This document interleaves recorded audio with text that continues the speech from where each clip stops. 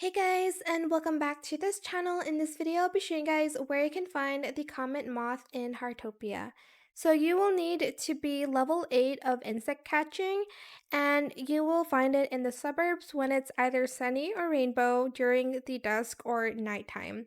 You will find these moths around the lampposts. So if you want to find where they are, they're just on the lamppost here. I failed to catch this one, but don't worry, I got another one. Like as you can see, it disappeared. It's a little bit hard to catch, so make sure you are focused to catch this.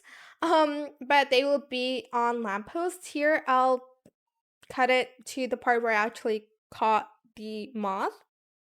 So here it is again on a different lamppost.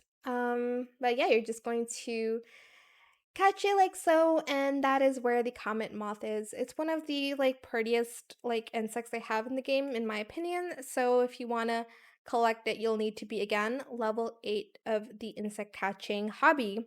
That is it. I hope it was helpful for you guys. Don't forget to like, comment, share, and also subscribe to this channel if you haven't done that already.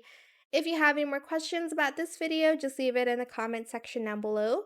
I will try my best to answer them all for you guys, and if you found this video helpful, please click the thanks button as well.